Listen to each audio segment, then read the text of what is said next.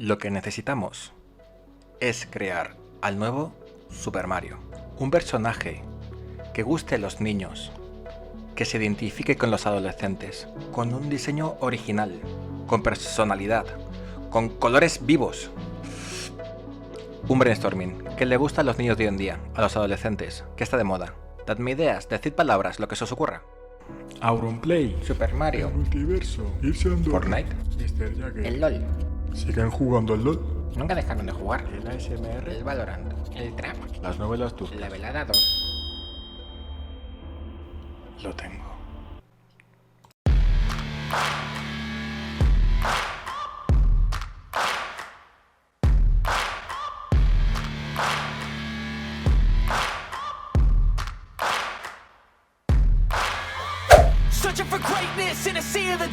Lo llamaré Pizzo.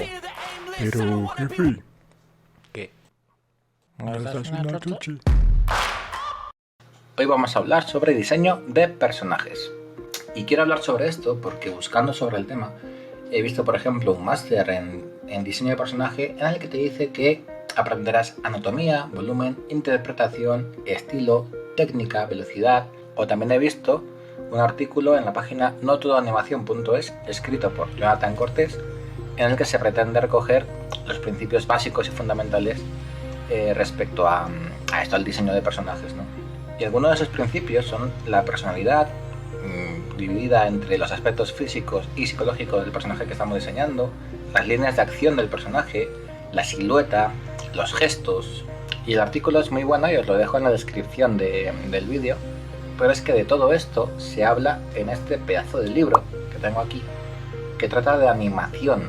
El diseño es un proceso creativo que en cualquier vertiente artística, además de la parte técnica en cuanto al color, la forma, el tamaño, también tiene que ir acompañada de una parte psicológica, de una parte de la funcionalidad de lo que estamos diseñando y de una parte de cómo va a interactuar eso que estamos haciendo con el usuario que lo utilice. Los puntos que acabo de mencionar, de una página y de otra, hablan más del dibujo, la animación y la parte artística, que son una parte pero no el todo del diseño.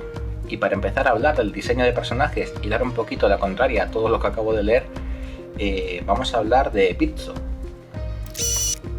Siento decepcionaros, pero Pizzo no existe. Pizzo es una copia de Pac-Man. Y Pac-Man se podría considerar el padre de todos los personajes de videojuegos. Aunque a día de hoy sea habitual ver en casi todos los juegos algún personaje, al principio no era así. Al principio los juegos consistían en naves, barcos, aviones, tanques o simplemente píxeles que tú te imaginabas que podían ser una explosión, una bala o lo que tú quisieras.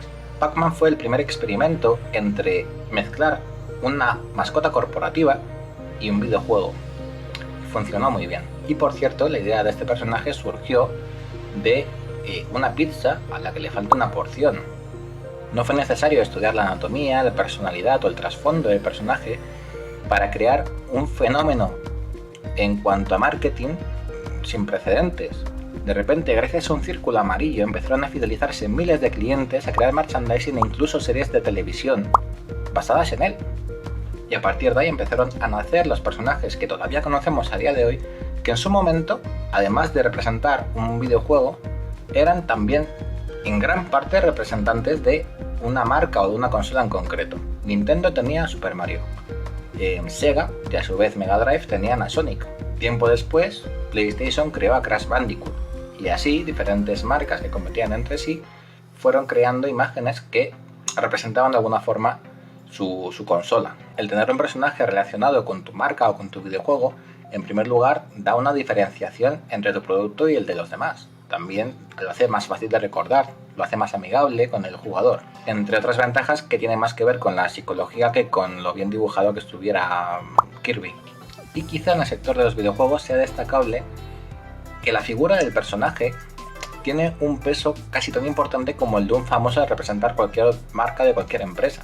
Por ejemplo, yo puedo hacer un muy buen juego de tenis en el que los personajes son dinosaurios y el juego puede estar muy bien pulido, pero si ese mismo juego le quito los dinosaurios y pongo los personajes de Super Mario, inmediatamente tiene una garantía de calidad. La cara de Super Mario en un juego de tenis hace un papel similar al que hace George Clooney con las máquinas de Nespresso. Y evidentemente esto, en un sector que no ha hecho más que crecer hasta el día de hoy, movía muchísimo dinero. y por tanto es normal que empezara a estudiarse por qué personajes como Sonic, Mega Man o Super Mario habían alcanzado un éxito tan descomunal.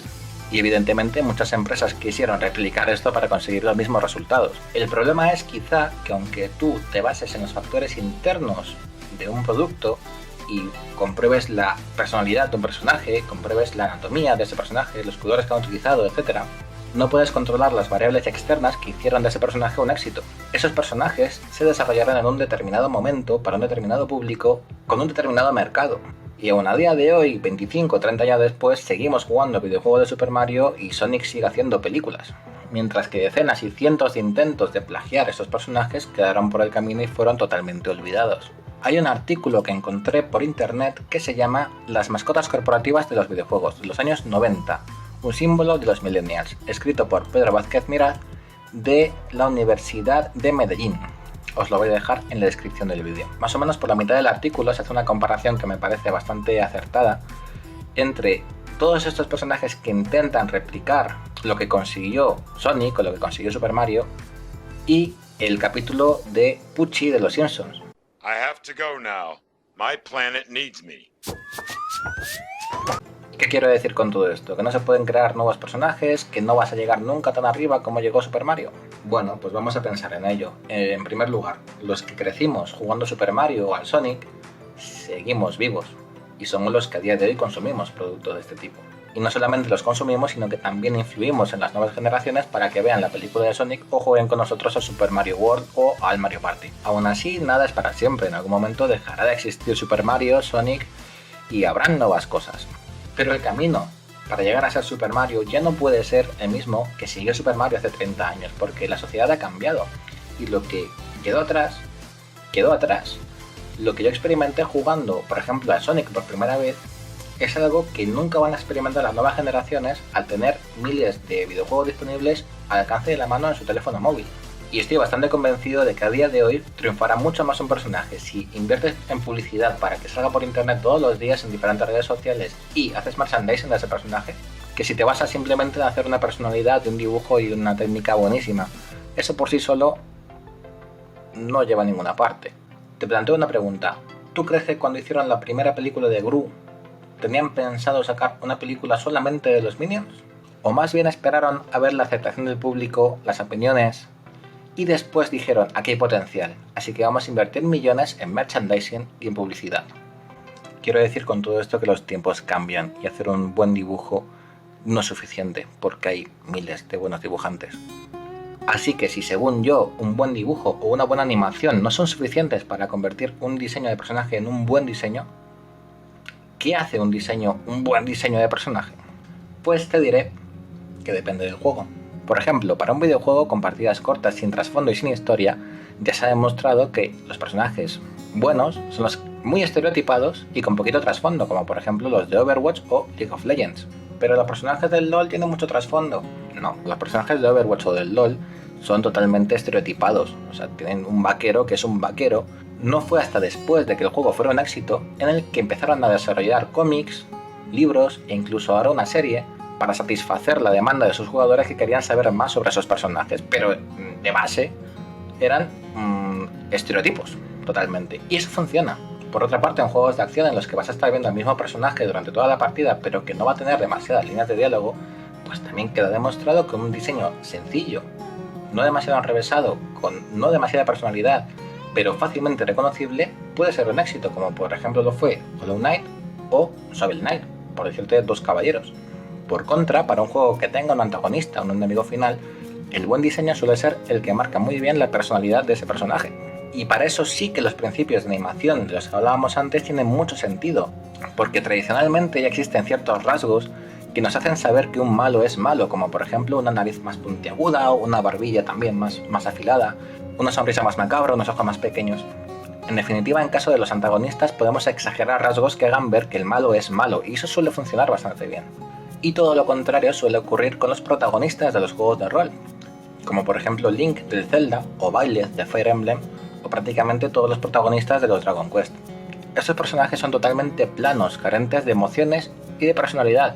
Tienen rasgos comunes y prácticamente no hablan. Pero resulta que esto también es un buen diseño, porque lo que se pretende es que el jugador sea capaz de ponerse en la piel de ese personaje, y esto es mucho más fácil si su personalidad no está definida.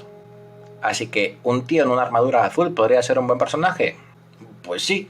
¿El típico diseño poco original de un tío con capucha y una calavera puede ser un buen diseño? Sí. ¿Un personaje con una personalidad muy marcada y rasgos exagerados puede ser un buen diseño? Pues sí. ¿Y un personaje totalmente genérico y plano sin personalidad ninguna puede ser un buen diseño?